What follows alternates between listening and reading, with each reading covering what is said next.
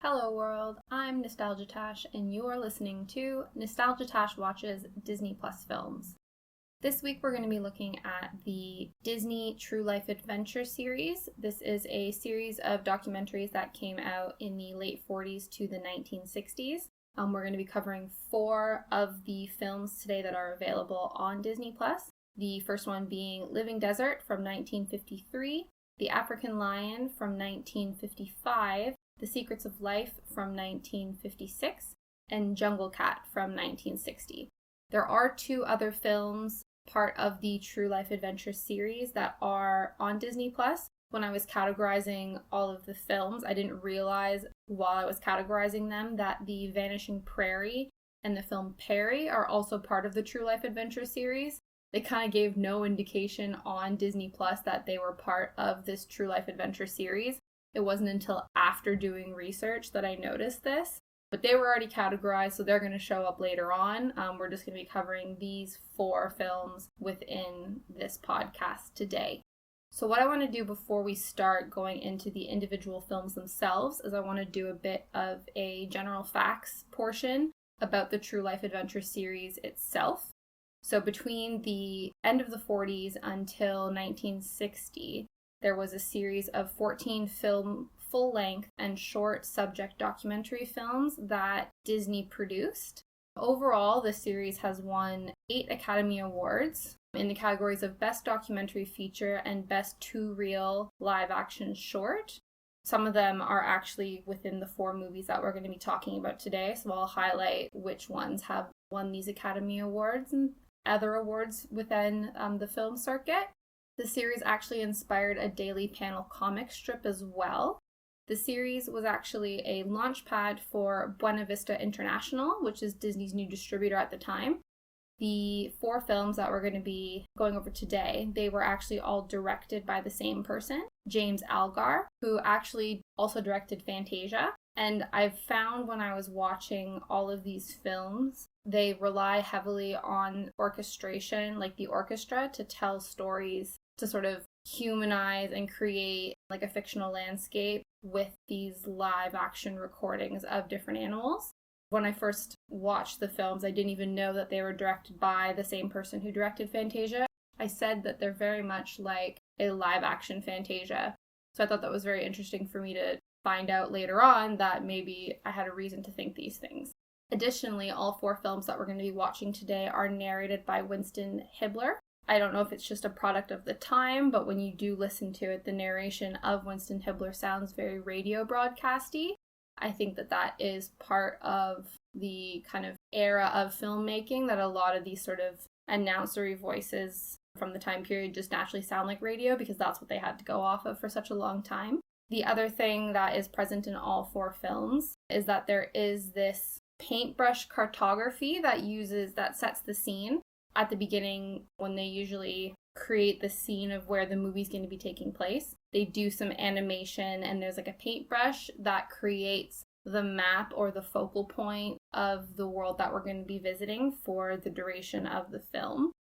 In Jungle Cat, it doesn't really happen as much, but that was something that was still very similar among all 4 of the films.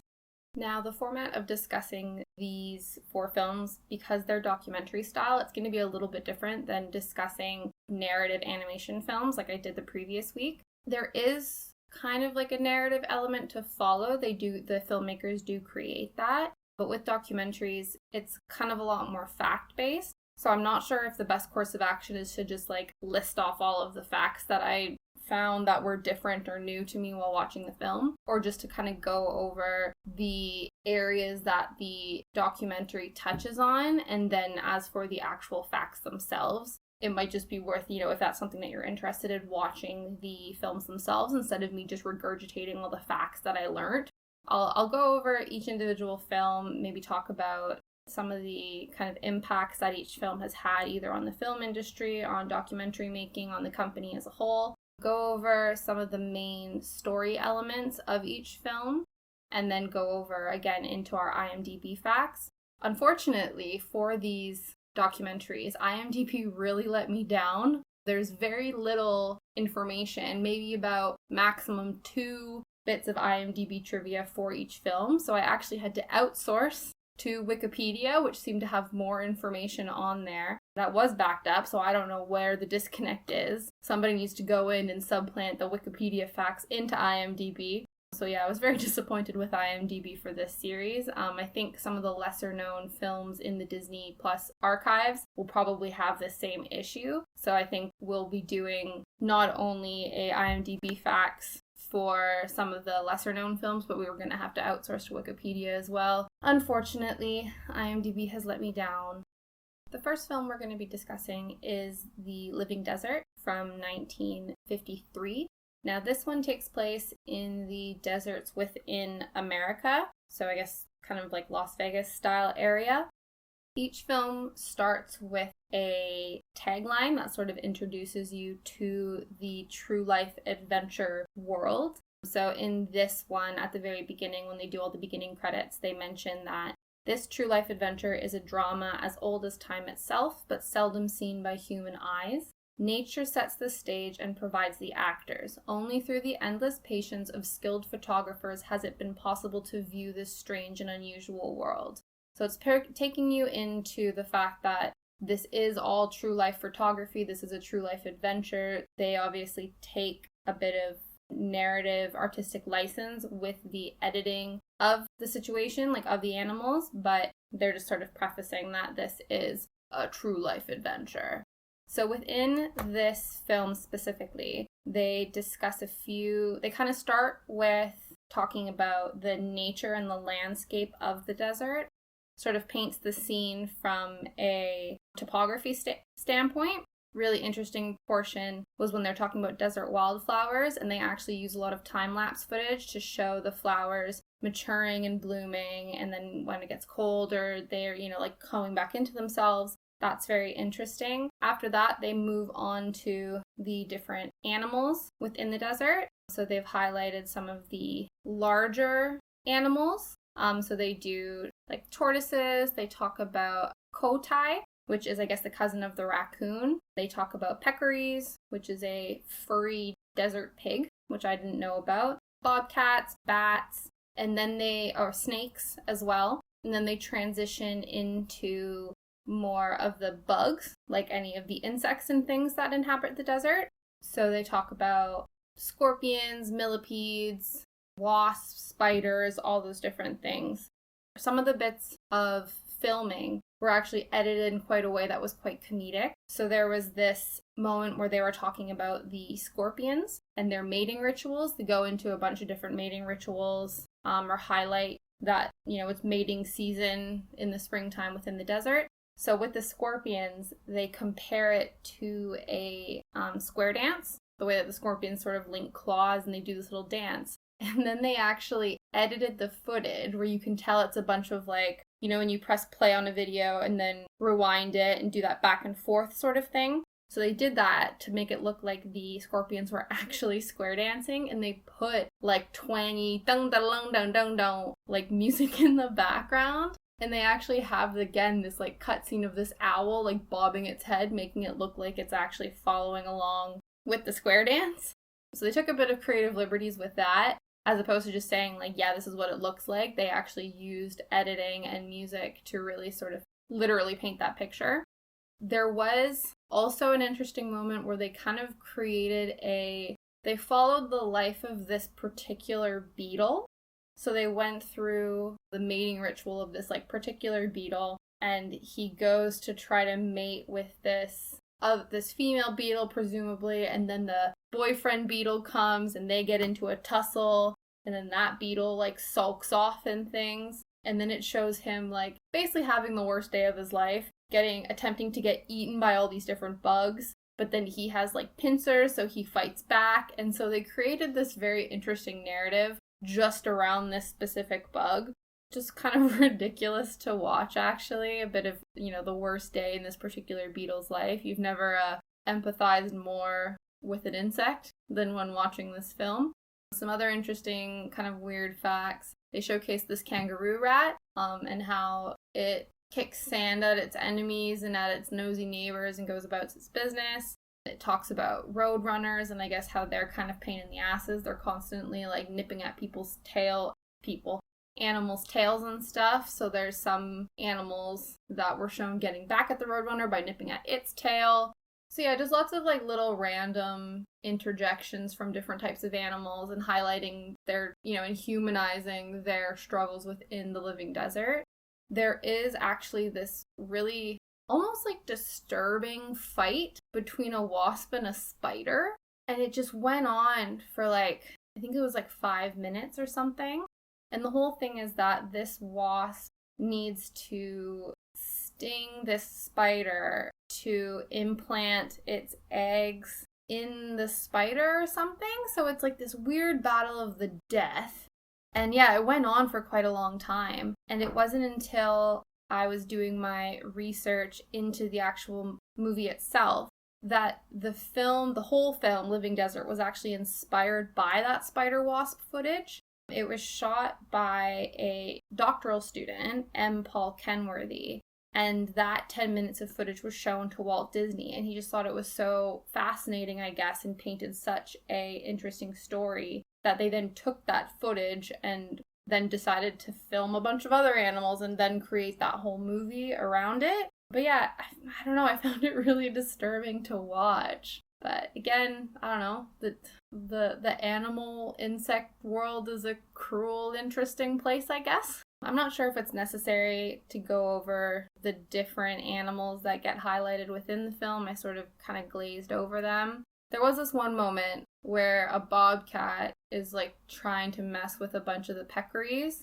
and the bobcat gets chased away. All the peccaries are angry chasing after it, and it scampers up in classic cat fashion up to the top of a cactus. Because then they paint this whole narrative where the bobcat had to decide if spindles in his paws was worse or better than getting bashed in the face by a bunch of angry furry pigs. So it chooses the cactus, and it moves to the tippy top of the cactus. Mind you, the peccaries can't climb, so there were other places for it to chill, but it was the very, very top. And then it breaks on him, and then he has to run off again. So that was again, a cute little interesting narrative moment. But it's really hard to kind of follow a distinct narrative like you would within an animation, because there's almost a bunch of mini narratives within the documentary itself.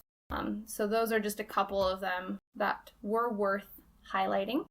So what we'll do now is transition into the WikiFacts section, followed by the IMDb section, because WikiFacts was a little bit more substantial, on top of the interesting bit about the doctoral students' footage. Additionally, 3 educational films were excerpted from this movie. That's what they did in a lot of the True Life Adventure series. They actually took, because the narrative is sort of broken up into a few different sections, there's a few different pieces you can kind of take from the film to create their own little mini movies. They actually took some of them and created little excerpts to be shown in, I guess, schools for educational purposes. So the 3 films that they clipped from The Living Desert were Animals at Home in the Desert, Predators of the Desert, and then What is the Desert? Which makes sense because if you do watch these documentaries, like I said, they have sort of so many different stories within themselves that it totally makes sense that they were able to take different pieces from it to create mini movies out of it. The Living Desert as well, again, like I said, the True Life Adventure series has won a bunch of Academy Awards. So one of them was actually for this movie. So Living Desert actually won Best Documentary at the 1953 Oscars. In addition to that, they also won the International Prize at the Cannes Film Festival in 1954, an Audience Award at the Berlin Film Festival, and a Special Achievement Award at the Golden Globes. Now, if it didn't get any more praise than that, additionally, in the year 2000, the film was actually selected for preservation in the United States National Film Registry by the Library of Congress as being culturally, historically, or aesthetically significant. So every year, films are selected to be added to these for those reasons. So in the year 2000, that's what The Living Desert was. In addition to The Living Desert, there were 25 films in total that were selected to be included in the year 2000. Some of those films included Apocalypse Now, Goodfellas, and Shaft. So Living Desert was among good company that year, I think. Now, the IMDb trivia There are actually 3 bits of trivia for this one. Maybe because this was the first full-length feature film of the series, that's one of the bits of trivia. It's the 8th installment of the True Life Adventure series, but it's the first full-length feature film. So before that, all of the films were shorts, and Living Desert was the one that transitioned the True Life Adventure series into full-length feature films.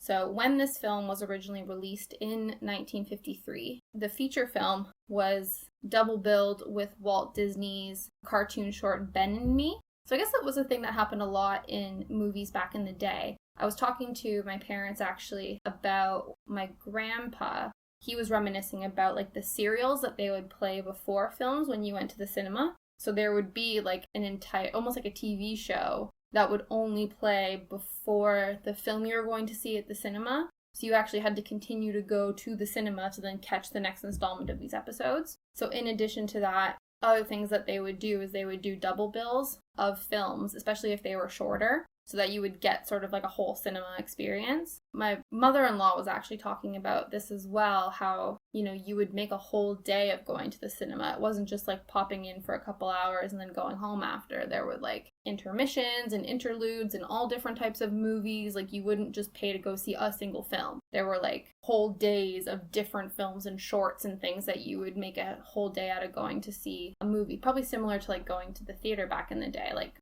dramas and plays and stuff. So that was sort of what they had originally, and then they transitioned that medium into film and very much sounds like took some of the pieces of a day at the theater and transitioned that into the day at the cinema.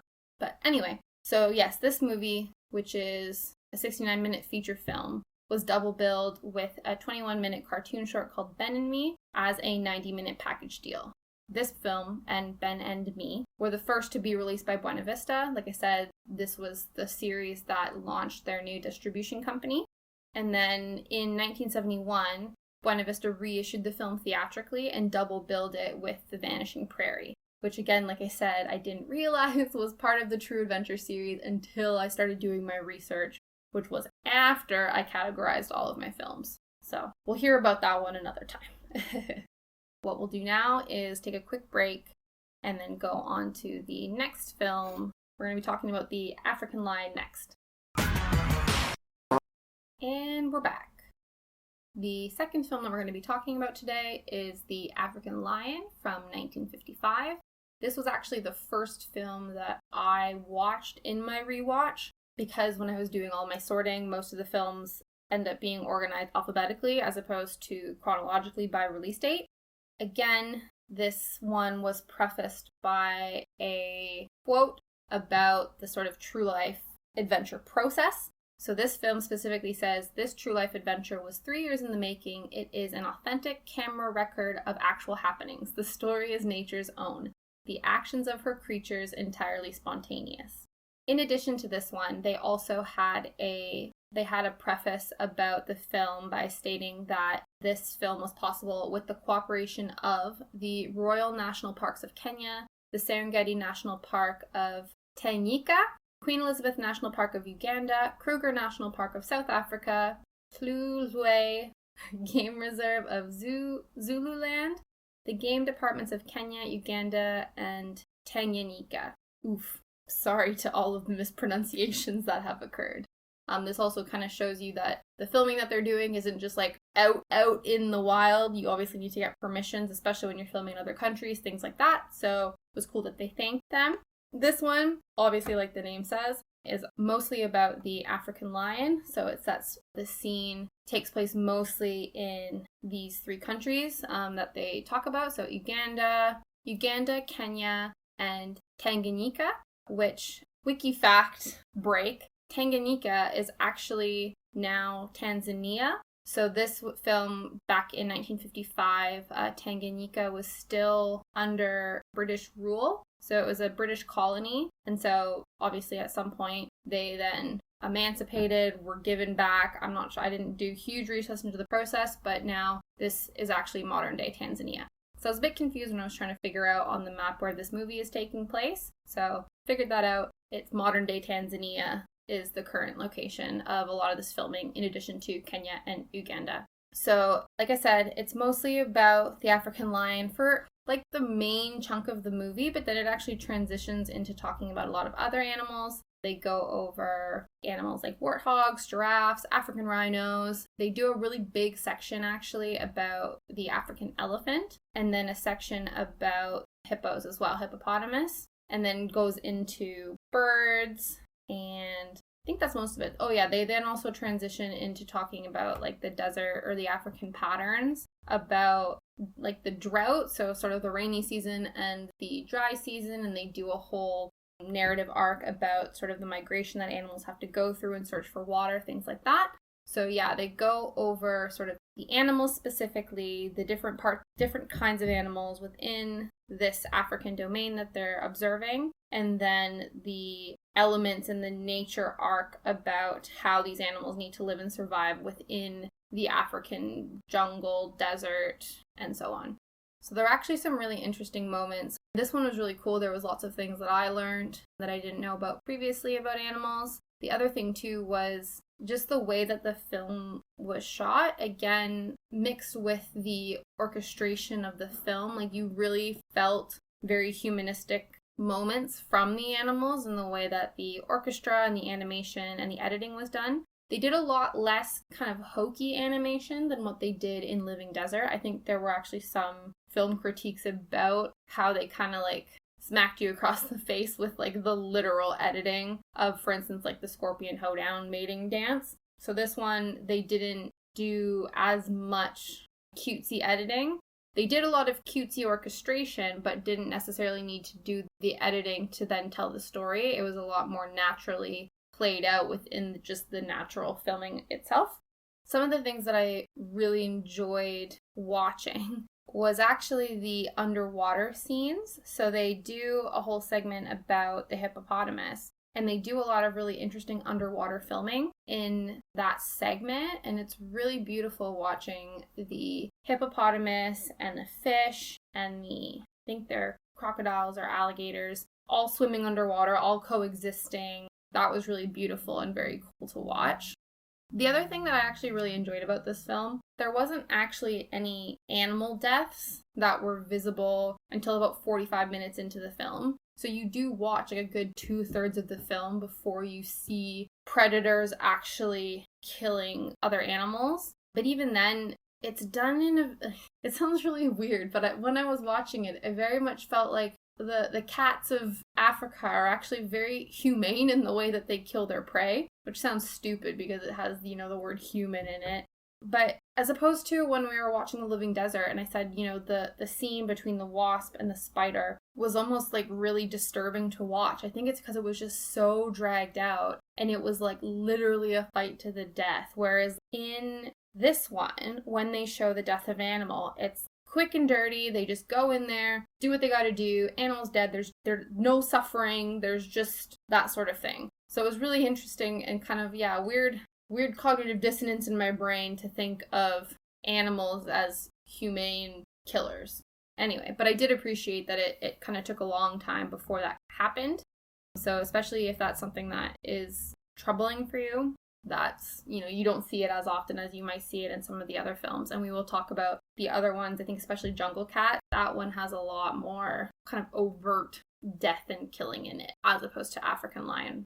Some of the really cute moments. So of course, when going through all the different animals, they also had to highlight some of, the baby animals, which was super cute. They were showing this 12-hour-old elephant chasing after its parents, and it like fell over at one point. The orchestration following that scene along was just super cute. And then on top of that, they were also showing later on video of baby baboons, which were also super cute, which begs the question, like, which baby animal is the cutest baby animal? They also showed lion cubs. Don't think they showed baby hippos, actually. Oh, I think they showed baby giraffes as well. But man, the baby elephant versus baby baboon debate was going on in my brain while I watched this film.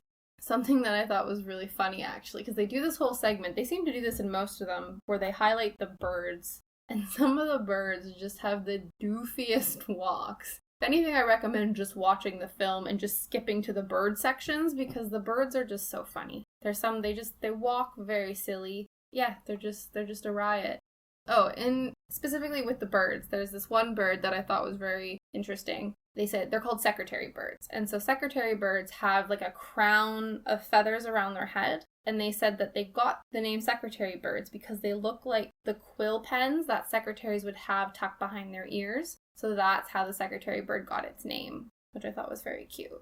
Within the narrative storytelling of the film, when they were focusing on the African lions, they do kind of use outdated gender stereotypes as a way to talk about the male and female lions. So they describe the male lion as like the good-for-nothing lazy lion, and the female lion like wears the pants and has to do all the work and all this kind of stuff. It was funny, but I could see like obviously it is a bit of a product of its time. The other thing that was said as well, I don't know if maybe it's just the context, but it was a little bit of like, I don't know, I want to say like a language trigger warning, because at one point they just very nonchalantly are talking about a specific animal. I think it was like a buffalo or like a herd animal with like horns and stuff. And so within that it says the animal least likely to be molested is. And I'm sure within the context that was used a bit more colloquially, and I guess that means the one like not to be messed with and whatever. But yeah, it was just, I don't know, I felt like that was an icky word to use. So a bit of a language trigger warning, I guess. So like for the most part, I did actually really enjoy this film. I enjoyed it more than Living Desert. And what we'll do now is go into the wiki facts followed by the IMDb facts. So the film was shot for over 30 months in Kenya. So again, they said like over, I think it was over 3 years to try to get all the different components of the film. There was actually only 2 cinematographers, so all of the wildlife filmmaking, documentary filmmaking photography was done by a couple, Alfred and Elma Milotte, Milotte. Alfred and Elma, they were a wildlife photography couple, and so they were actually responsible for doing the 3 years worth of photography and cinematography for this film, which I thought was really cool. This film won the Silver Bear Award at the 6th Berlin International Film Festival. So no Academy Awards for this one, but it did win an award, so props to that. Again, with this film, they were able to excerpt 3 educational films from it. So these ones are The African Lion and His Realm, Birds, Baboons, and Other Animals, Their Struggle for Survival, and Elephants and Hippos in Africa. And me personally, I quite enjoyed the elephant and hippo segment, so I feel like that would have been the educational film that I would have been super into. And then on to our Lamo IMDb facts. So Lamo IMDb fact, and then I'll have to tell a bit of a story before we get into the last one. So the fact is that it's the 10th installment of the True Life Adventure series. Whoop-de-doo. So this one has a bit of a story precursor. So during the narrative arc of when there is the drought and all the animals are searching to find water and they're all going on their adventure to try to escape the drought and the lack of water, there's a moment where I guess when animals are searching for water, sometimes they get involved in these mud puddles or something like that. I don't know the specifics of it, but basically they have this narrative where this elephant is searching for water and he just hears all of this crazy thudding noises. And so the elephant goes to investigate, and it's actually a rhino that is trapped in like a mud puddle. Like it's almost like a quicksand situation, and it can't get out. And it's so distressed that it starts bashing its head against the ground to try to get the attention of somebody to come and save it. It's actually a really heartbreaking moment because the monkeys come over to check on him, birds come and check on him. There was another rhino and it just like pieced out. It was like, hey buddy, like you snooze, you lose, survival of the fittest situation. So that was a really heartbreaking thing to watch. And basically the way they talk about it is like, yeah, you know, when this happens to animals, like there really is no way for them, like nothing for them to do, right? Like they're trapped, they can't go anywhere, they basically just have to, you know, admit defeat. And I think they talk very similarly about how that could have happened to a lot of dinosaurs back in the day. But yeah, so it was a really, really shitty thing to watch. So IMDb fact, after the scene with the rhino stuck in the mud, the film team actually rescued the animal, and it says, but it charged after them after being freed. And you're like, also no shit, it's a wild animal, like it's scared shitless, it's gonna run away. But I did appreciate that the film crew didn't film an animal suffering and was like, yeah, okay, cool, on to the next. Like, they actually helped the animal. So that was good. Again, let's take another quick break, and then we will be diving into the secrets of life when we get back. And we're back. Now we're going to be talking about The Secrets of Life from 1956. This one I think was actually my favorite of the four that we watched. This movie is about sort of the life process of like plants, animals, flowers within America, within North America, because it talks about different types of flowers, plants, seeds. It goes into a big section about bees and wasps and different pollinators. It's this weird thing where it starts out very almost highbrow. So at first it explains this big whole world to you, then it goes flowers, then it goes bees and pollinators, then it goes down into the water and actually looks at like a little water droplet and goes through all the little microbe things that live in that. And then it goes back out to like bigger birds, animals, fish. And then it goes even further out and talks about the sea and volcanoes. And so it does this whole thing where I was watching this with my mother-in-law, and she said they almost kind of did it in reverse, where they went kind of very small scale out the back, like out the front, and then really extrapolated into like the whole world afterwards. So yeah, the like linear kind of progression was a little bit all over the place, but the actual information and the facts in the film were actually my favorite of all four films. So, again, at the beginning of the movie, it has its little blurb about the true lifeness of it all. So it says, "This is an authentic story of nature's secret world, of her strange and intricate design for survival and her many methods of perpetuating life. These intimate and unusual scenes were made possible through the development of new photographic techniques and through the skill and patience of many photographers." Preemptive wiki fact. There were actually 13 cinematographers that were on this project, so this was a stark contrast to the previous one, African Cat, which only had 2. But I guess it's because there was a lot of different bits that they needed to film, a lot of, kind of different places around the world as well that they filmed these things, around America that they filmed these things.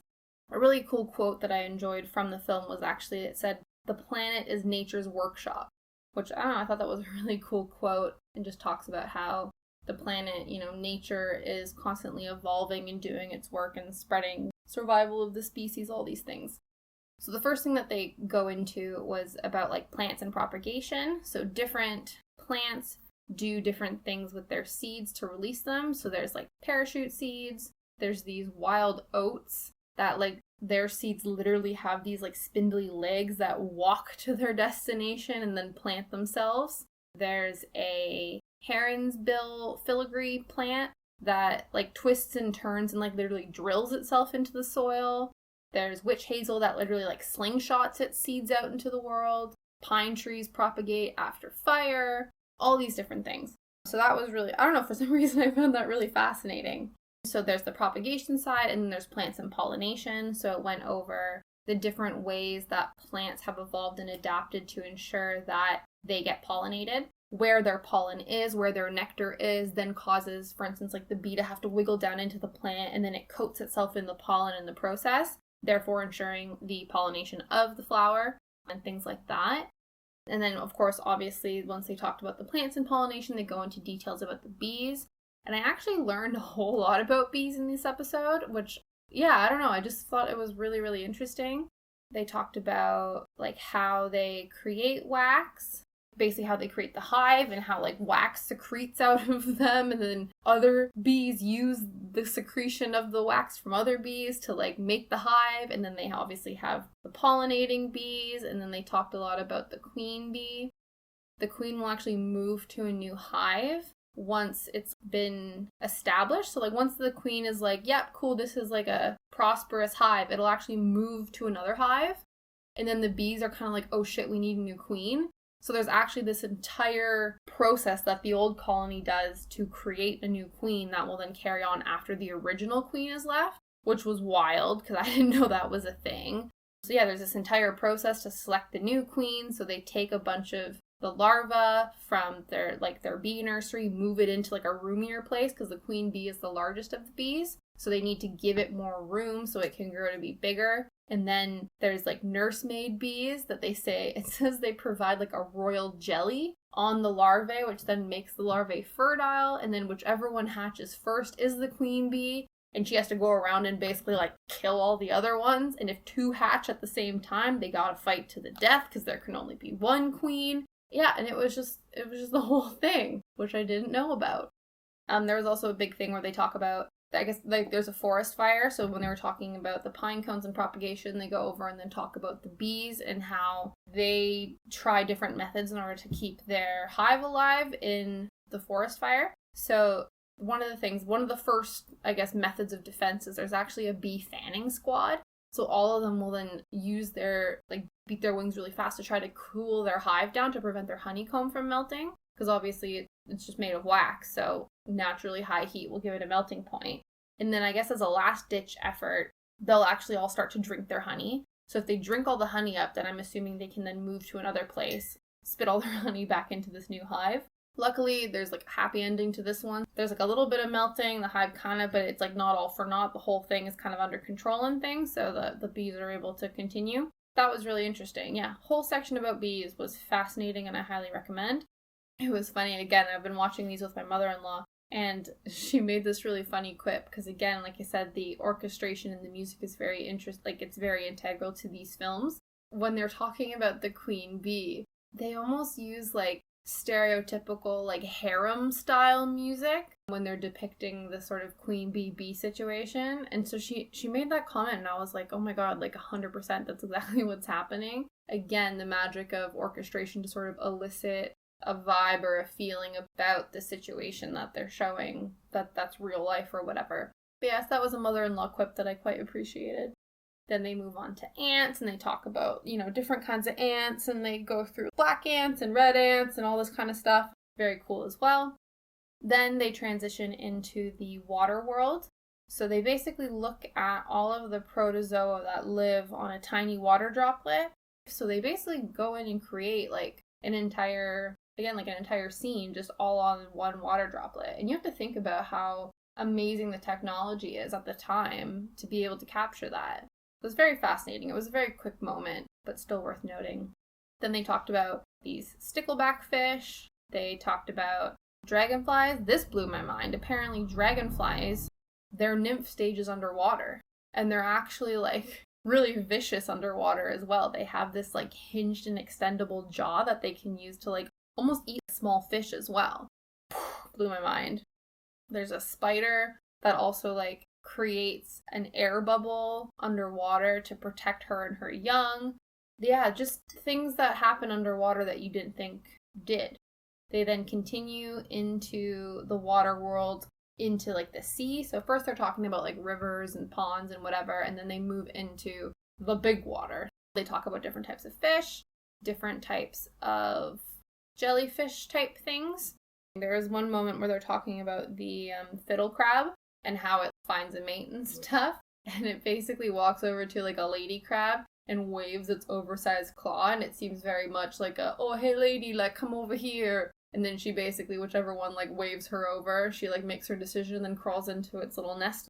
They talked about the grunion fish, which needs to produce with the tide, so it's like reliant on, it gets washed up on shore, buries itself into the sand, lays its eggs, and then has to rely on the tide to then push it back out into the water. So it's a very like delicate process, because basically if it misses the tide on the way back, it's stuck there and it's gonna perish.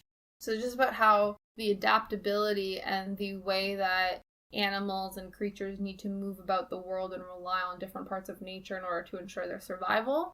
So yeah, very interesting stuff. And then like I said, at the end, because they do like the sea, then they go into volcanoes, and they very like, not like brush over it, but it almost seems like an afterthought at the end, because it's basically about how the planet and nature as its workshop is constantly making and remaking the world essentially. Because every time a volcano explodes, it releases all of its magma, and then it cools in the sea, and then basically just creates new Earth. So yeah, that was kind of their way to bring it back full circle, is like this is also part of the constant evolution, changing nature of the Earth and its survival of the fittest. So, back to our wiki and IMDb facts. So I skipped ahead, obviously, talked about the 13 cinematographers. This is the 4th full-length installment of this series. They managed to do 4 educational films from the Secrets of Life. They did Secrets of the Ant and Insect World, Secrets of the Bee World, Secrets of the Plant World, and Secrets of the Underwater World. 100% makes sense. I personally recommend Secrets of the Bee World. Just found it fascinating. This film won a Golden Bear at the 1957 Berlin Film Festival for Best Documentary. I guess that's like the Berlin equivalent of the Academy Awards. I think each film has some sort of award to its name, which is pretty spectacular, actually. So, IMDb facts. Again, 4th full-length installment from Wikipedia. IMDb facts says it's the 11th installment of the True Life series. And this was actually really clever. So the ant sequences. So I said, there's a whole big section about the different kinds of ants, red ants, black ants, all the ants. They were filmed by Robert H. Crandall, who was known as the Ant-Man of Altadena, using a photomicroscopy set in his Altadena, California home and garden. So he basically filmed this entire microscopic ant adventure in his own back garden, which is very cool. And I think, again, that's why you probably had so many cinematographers on this project, is because they were looking at such a wide array of things happening in the world. So you have a whole water segment. You need people who have the skills and the tech and be in the area to do the water things. You need to do the nature things. You got to do the plant things. Like, totally makes sense that there were so many people on board. And it paid off because it was my favorite of the series. Just to say that again, beat that to death. But yeah. So again, one more quick break, and then we will dive into the last one, which, spoiler alert, wasn't my favorite, which was Jungle Cat. And we're back.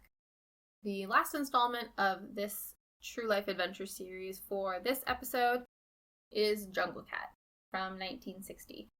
Now, this particular film was my least favorite of all of them. I'm not quite sure. I guess the reason why, like I kind of had prefaced, is there's a lot more death and violent struggles to the death in this film. But we'll get to that. So with this film, it was the only one that didn't have a "this is a true life adventure" slide.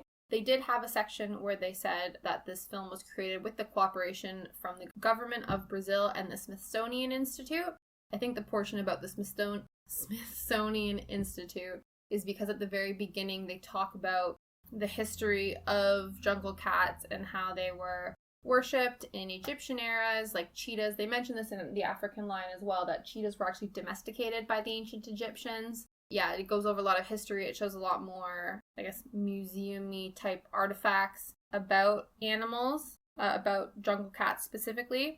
They do less of the cartography that we've seen in the other films, like I had mentioned. They still do the paintbrush situation, but again, it's more from a museum standpoint and less from like a cartography animation standpoint. So basically, this film follows the life of a particular jaguar, the jungle cat, and it goes through kind of defending its territory, meeting its mate, teaching its babies things, and just about all the other animals that are kind of at the mercy of the jungle cats, honestly. So they go over talking about the rainforest. There were some really interesting bits about that, actually. So they talk about the Iguazu River and how it leads to an expanse of waterfalls bordering Brazil and Argentina. It talks about the Amazon River and how it comes into contact with the Rio Negro, and it's like there's two different currents. Like one is kind of more fresh water, one's a lot of water, and you can literally see the standstill of where the two currents intersect each other. And it takes a long time for them to actually kind of emulsify into the same body of water, which was really interesting to see. Random Amazon fact, the Amazon River carries more water to the sea than any other river in the world. So that was cool. Interesting to know. So yeah, they go into detail about kind of the rainforest as a whole, and then they get into the actual animal facts. They go through, again, the jungle cats, the jaguars, some of the animals that also have a bit of a role or scenes in these films are the pacas, which are Brazilian rodents. They talk about, again, the crazy birds. They highlight all the crazy birds in every film, except for the Secrets of Life. Oh no, there's a couple birds in that one as well. Is there? I don't know, whatever. There's the jacare, which is the South American version of the crocodile. It's also referred to as a caiman. They talk about the South American otter, the capybara, which is really funny. They have this moment with the like playful otter and then the capybara, which like looks very stoic. Like if they were to make an animation of it, it would be like this little shit kicker otter, and then the capybara would have like a little bristly mustache and like little round glasses and just be like, ew, like so pompous and stoic and things. There's the Pirarucu, which was fascinating. So this was probably one of the more interesting pieces of information within this documentary, was about an air gulping fish. So it's a fish species that gulp air and expel it out their lungs, and so it makes this burping noise. And apparently it can be heard for almost a mile. Like this massive fish making these huge air gulpy burping noises, which was funny and interesting.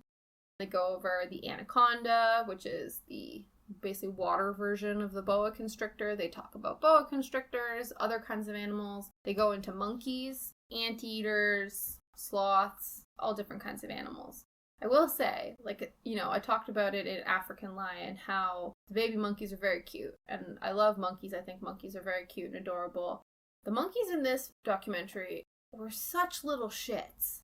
They were so cheeky. They were constantly bothering all the other animals. They were bullying toucans, like baby toucans, pulling on their feathers, pushing them off branches.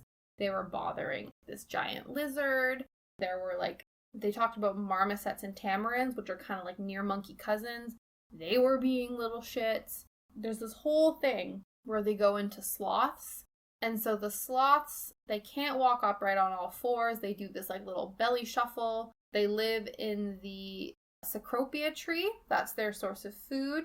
And then there's these monkeys that come in, and like the sloth is just chilling. There's one chilling with a baby in its tree. And the monkeys are like, nah, bitch, this is my tree. And it shakes it into the water. And that's when they introduce the anaconda. And then the sloth mom and its baby have to swim for dear life back onto another tree before this anaconda comes at it. And it's all the effing monkey's fault that it fell in the water in the first place.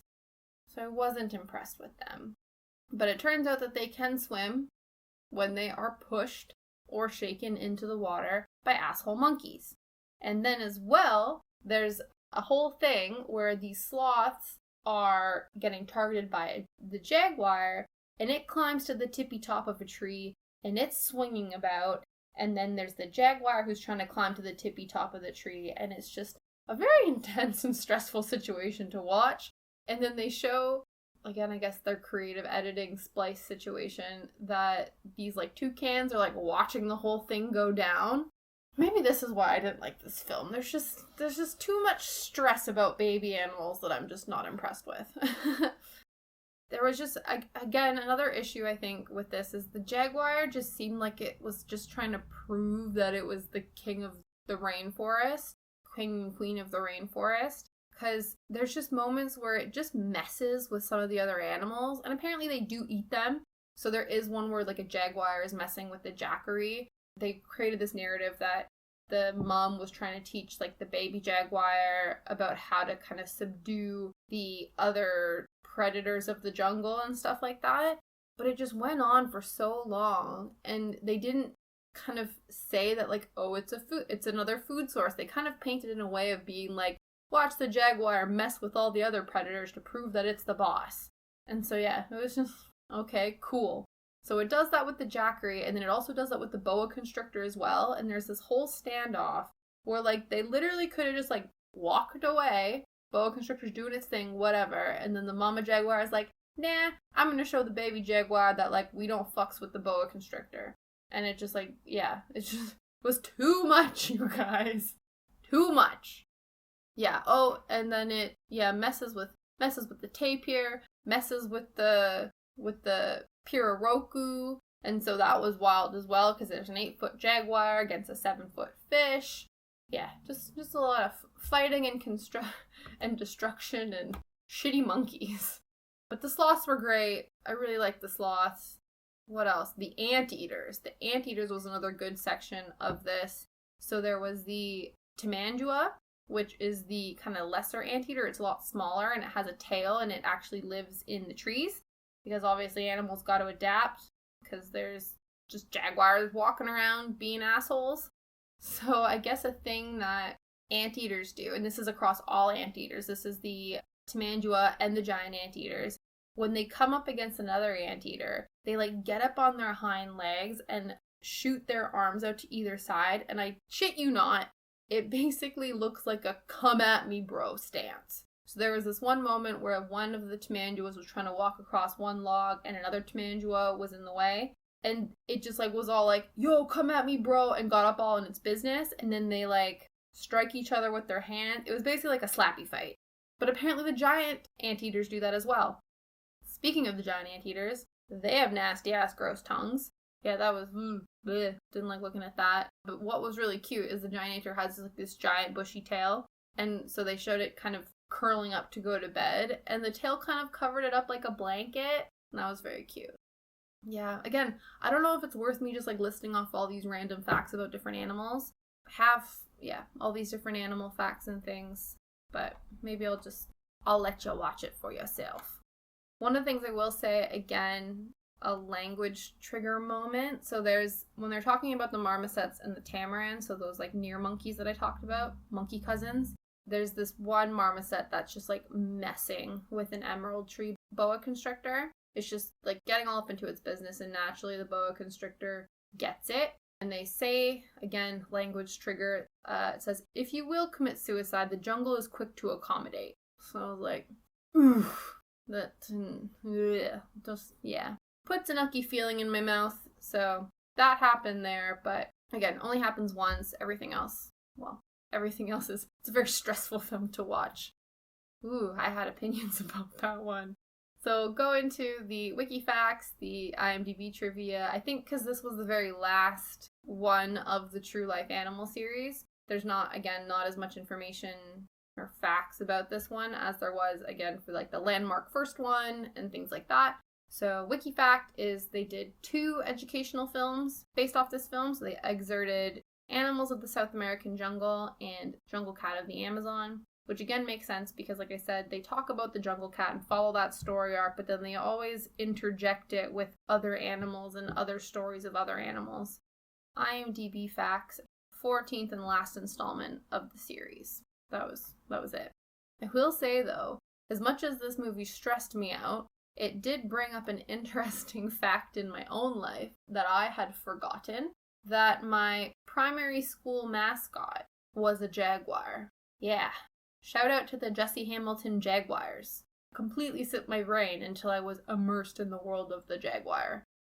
So, in conclusion, I guess when I think about it, again, these were very interesting films. It's amazing when you look at the footage that they were able to capture within the 40s to 60s of animals. The cinematography was amazing. In terms of whether or not I would recommend these films to you, I think Secrets of Life is an amazing watch. Again, it depends if you're interested in documentaries, if you're interested in animals in general. I know for a fact that I have like family and friends in my life that I think would be all about some of these. But for me personally, 100% Secrets of Life, Living Desert, take it or leave it. I did like the African lion, and I'm not a fan of the jungle cat. That one was a little too stressful for me personally. But hey, maybe you like, stress-inducing animal situations, I guess. I will say as well that I forgot to mention it during the African lion segment, was that there actually was a factual inaccuracy, or something that has now been proven to be false. Because they were done in a certain time period, the science and advancements in technology, in research, and things like that might actually prove or negate some of the information that was introduced in these previous documentaries. So this was the only information that I found that was proven to no longer be true, and that was in the African lion. They talk about hippos, and they say that the hippo is related to the pig because it loves mud. Yeah, they're like, yeah, the hippo, who's related to the pig, also loves a mud bath. But DNA evidence later on has proven that it's a lie, that hippos are not related to pigs. They thought for the longest time, I guess physiologically, because they kind of looked like water pigs, that they would be considered pigs. But later on, evidence has proven that that is actually factually inaccurate now. But yeah, so that was the only bit of information that so far in these documentaries has proven to been a lie. There was another bit where in The Secret Life of Bees, when they're talking about the honeycomb wax excretion process, that they said, oh, science doesn't know why this happens. I'm not sure if now science has figured out exactly what happens to cause these bees to do this, but in terms of factual inaccuracies, that was the only one so far that I noticed that wasn't the situation. If you watch these, maybe you want to do a deep dive and see if there's any more. You can, maybe like a Mythbuster situation, see if you can disprove some of the information that was presented in these documentaries. But yeah, thank you so much for listening to this. I don't know if it felt a little bit rushed. Again, I'm trying to work out the best way to present documentary information within the context of this, if it should just be like a regurgitation of facts I learned, or trying to follow a bit more of a narrative arc, talking about just facts that I thought were interesting, but then I felt like I kind of glossed over other parts of the documentary. I'm not sure.